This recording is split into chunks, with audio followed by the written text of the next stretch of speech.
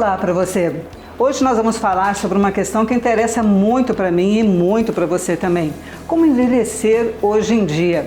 Segundo o IBGE, em 2030, daqui 10 anos apenas, o Brasil vai ter mais idosos do que crianças. Além disso, nós estamos vivendo mais, bem mais.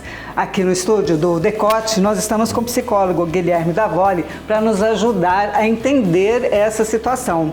Que bom que você pôde vir aqui hoje conversar com a gente, Guilherme. Eu que agradeço muito. Eu acho que o bacana é ter a oportunidade para a gente poder falar sobre não apenas o que está acontecendo no mundo, mas principalmente o que a gente pode fazer para que isso não nos incomode tanto.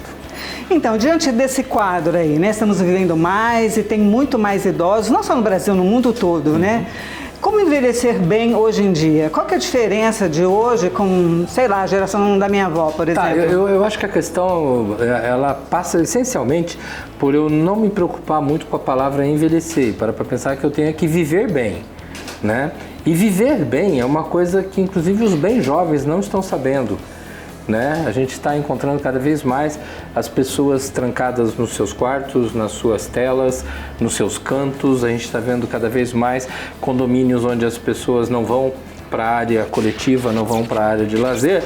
E quando você fala, tá, então como seria envelhecer melhor? Primeira coisa, esteja com outras pessoas. Comunique-se com outras pessoas. Eu tenho que estar vivendo novas experiências, porque o bicho homem, o bicho humano, ele tem essencialmente essa característica do coletivo. De conviver, de estar junto com o outro, sim, né? Da interdependência. Nós somos um animal que depende do outro o tempo todo. Os outros animais, ainda pequenininhos, se viram. A gente pequenininho não se vira. A gente já é totalmente dependente.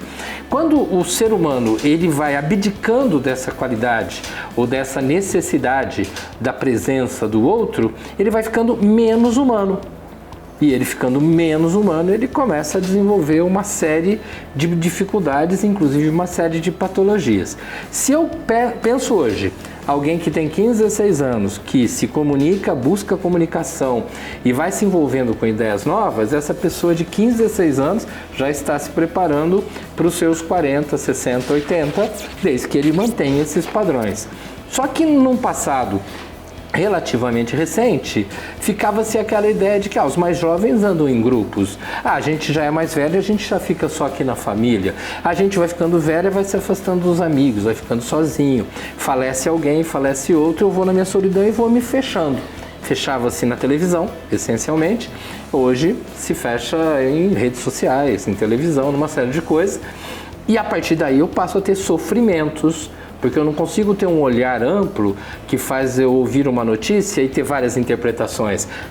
Você precisa de alguém para conversar, né? Eu preciso de alguém, e na minha opinião aí, muito pessoal, eu preciso de alguém diferente para conversar. Tá. Porque quando eu só converso com alguém que pensa como eu, tem as mesmas manias, os mesmos hábitos, é quase como conversar com o espelho, né? Não resolve muito. Então eu preciso dessa experiência em que eu me comunico com pessoas que trazem outras ideias, independente das faixas etárias que elas têm. Então, envelhecer bem é o ato de viver bem as experiências diferentes do dia a dia e não ser um covarde, que é o que os jovens, inclusive, estão sendo, que se isolam nos seus cantos, né? Agora, essa pessoa que hoje já está com seus 50 anos, seus 60 anos, existem dois perfis, né? Aquela pessoa que se isola dentro de casa, aposentou, vai para a sala e vai ver televisão. Tem a outra que vai para a academia, vai namorar, vai buscar novos projetos de vida, né? Tem uma vitalidade, Qual a diferença entre esses dois? E, quer dizer, o que vai para a academia, eu acho que deve estar vivendo melhor. Depende. Existe aquele que vai para a academia porque ele estabeleceu uma meta e ele é escravo da meta. Eu vou todo dia às 5 da manhã, fico até às 7, tomo meu café, vou para casa, cuidar da saúde. Eu vou todo santo dia no clube, nado não sei quantas braçadas, porque isso é fundamental, mas não me comuniquei com ninguém. Né? Diferente daquele que vai para academia, toma um cafezinho com o povo, ainda bate papo lá dentro, troca ideias, depois da academia ainda combina alguma coisa para de noite a gente se encontrar, chama alguém para jantar em casa. Percebe que é a atividade e o envolvimento social. Né? E existe um outro grupo muito interessante. Pessoas 50, 60, menos ou mais, tá? que você fala, pô, essa pessoa é ativa, ela trabalha o tempo todo, ela faz... Sim, ela é ativa, trabalha, gosta e cresce, ou ela trabalha e se sente escravo, trabalha porque se sente prisioneiro e tem que cumprir o papel? Porque essa pessoa é produtiva. É um comportamento que não é só desse novo idoso aí, é um comportamento que vem... Exatamente, é aí que eu coloco que viver bem a idade é viver bem, independente da idade. E eu viver bem, ele depende de eu me sentir útil e não simplesmente produtivo, porque produtivo, assim, alguém falou para que eu fizesse algo que rende tanto para a empresa. Eu faço e rende. Mas eu não me senti útil, eu achei que dei sorte. Não. Eu me sinto útil, descubro as minhas ferramentas e coloco em prática, convivendo com as pessoas e desenvolvendo competências. Algumas estudando, algumas trabalhando, outras simplesmente interagindo. A partir da hora que eu estou vivendo isso, quer dizer, eu vou para a academia e vivo a academia. Eu vou visitar a minha neta, mas eu fico lá e bato papo, experimento as coisas. Eu vou até na padaria e não é vou lá, peço um pão, abaixo a cabeça e vou embora. Não, eu vou na padaria, converso com o caixa, converso com alguém. Tem alguém conhecido, às vezes é até no mesmo bairro, pertinho de casa. Opa, esse envolvimento vai me deixando dentro da condição humana de relacionamento. Tá? Isso faz bem. Mas o mundo do medo tem feito a gente se isolar.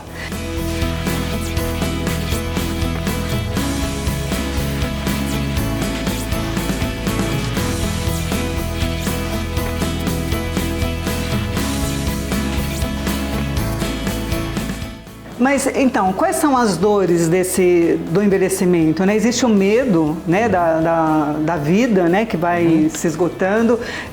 Existe a questão do idoso que se torna invisível para a família, para a sociedade.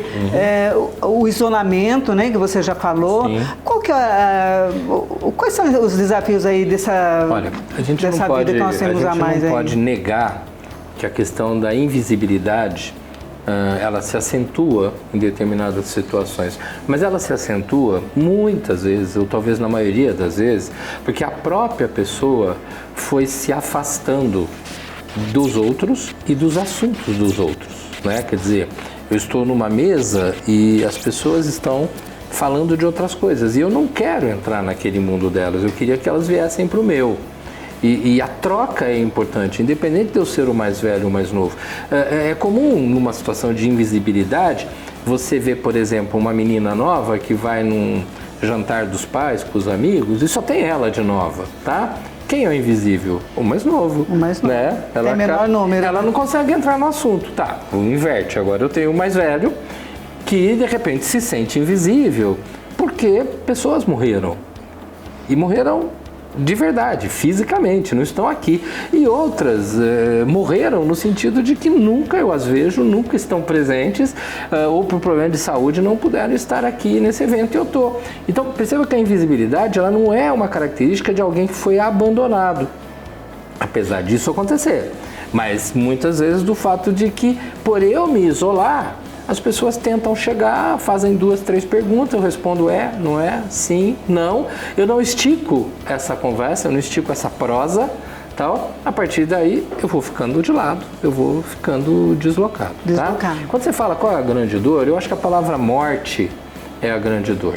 A minha própria morte, ela dói muito, dependendo muito dos meus valores, daquilo que eu acredito, daquilo que eu entendo e aceito como sendo a perspectiva pós-morte. Então isso facilita para alguns, dificulta para outros, mas nós não vamos ter uma resposta exata. Mas a perda dos outros, quer dizer, a morte de outras pessoas, desaparecimento das pessoas que falam a minha língua e tudo, mas também pesa. Eu vi há algum tempo atrás, bastantinho, 10 anos, 8 anos, um trabalho interessante que mostrava que idosos saudáveis muitas vezes eram mais felizes em instituições, asilos, tá, do que nas famílias. Porque tinha companhia de pessoas iguais, lá você tem o pessoal que joga com você, tem o pessoal que ouve a música que você ouve, tem 1, 2 bailinhos por semana, a gente assiste um programa e a gente conversa a partir de pontos de vista um pouco mais próximos e tudo mais. E aí dentro da família às vezes eles querem me proteger. Senta aí nessa cadeira, ó, fica tranquilo, descansa aí. Precisava ir lá na cozinha fazer alguma coisa, no lugar de chamar a pessoa mais, me ajuda aqui, pica cebola, não sei o quê. Não, fica lá, descansa. Então essa palavra descansa, muitas vezes vai isolando dentro da casa. Sim. Né? Sabe aquela coisa? A pessoa vai deixando de se sentir útil. Não faz barulho não, porque vai incomodar a avó. Quando, na verdade, às vezes a avó queria mais que o pessoal fosse lá no quarto, bater papo com ela, se ela não puder levantar, ou ela gostaria de sair de lá e vir para a mesa e participar. Enfim, não é fácil envelhecer? Eu acho que a questão fácil e difícil é porque a gente nunca se preparou para isso, da mesma forma como ninguém se prepara para a morte, tá? Então, essa sensação de que eu merecia ser eterno faz eu ficar revoltado com o fato de que essa eternidade não vai existir para mim. Quando na realidade ela não existe para ninguém e a gente sabe disso desde o dia que a gente nasce, tá? Então a dificuldade do envelhecer é o fato de eu não querer aceitar que as mudanças ocorrem. Como eu não aceito, às vezes, a perda de um emprego que eu sempre quis, como eu não aceito a separação de alguém, como eu não aceito alguma série de coisas. Então, é dolorido? Sim. Como é dolorido, grandes mudanças na nossa vida. Agora, o mundo, nas últimas décadas, houve uma certa valorização da juventude, né? Tudo que seja relacionado ao jovem, à juventude, tinha um espaço muito maior. Tá. Com o crescimento da população de idosos, com as pessoas vivendo mais e até melhor, lógico, né?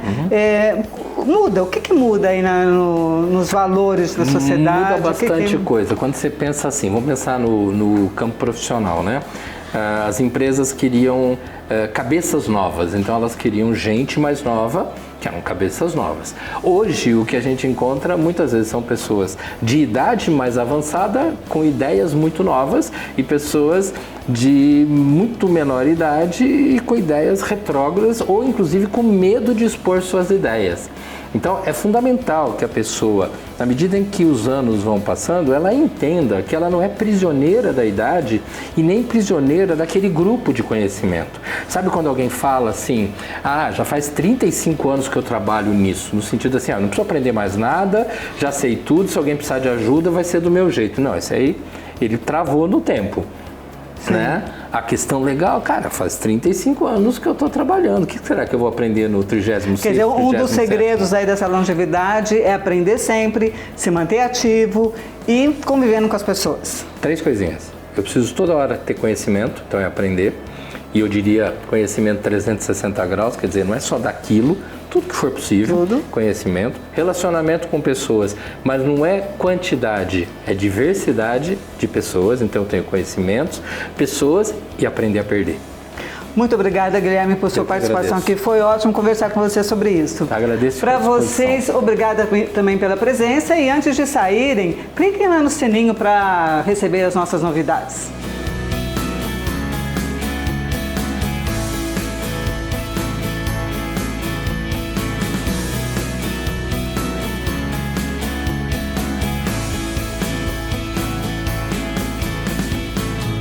I can